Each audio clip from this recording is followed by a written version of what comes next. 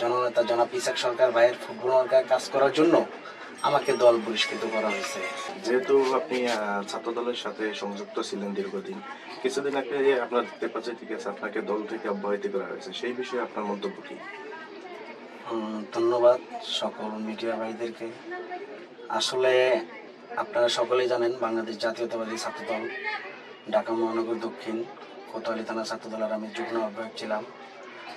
আমাকে একা বহিষ্কার করে নাই, আমার সাথে আমার আরও সহযোগিতা দুইটা ছোটো ভাইকে বহিষ্কার করছে। যেরকম আমার এই সাইডে আছে আমার ছোটো ভাই শ্রাবণ নন্দী, ও হিন্দু ধর্মের। আসলে যখন দলের খুব দুঃসময়ের থেকে আমরা কাজ করে আসতেছি, যে সময় লোক খুঁজে পাইতো না, তখন থেকে আমরা এই দলের জন্য হাল ধরে রাখছি। তো আমাকে দল বহিষ্কার করছে। আমি ঢাকা 7 আসনে স্বতন্ত্র একজন প্রার্থী জননেতা জনাব ইসাক সরকার ভাইয়ের ফুটবল মার্কায় কাজ করার জন্য আমাকে দল বহিষ্কৃত করা হয়েছে।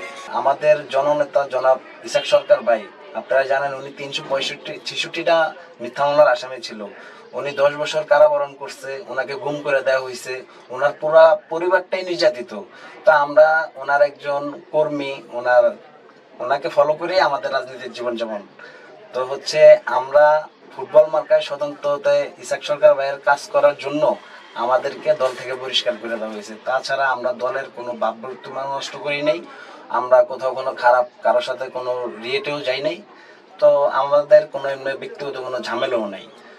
তো এর জন্য আমরা ঢাকার সাথে ফুটবল মার্কায় কাজ করতেছি, এর জন্য আমাদেরকে দল থেকে বহিষ্কার করা হয়েছে। এটাই আমাদের অপরাধ, আর ব্যক্তিগত কোনো অপরাধ নেই।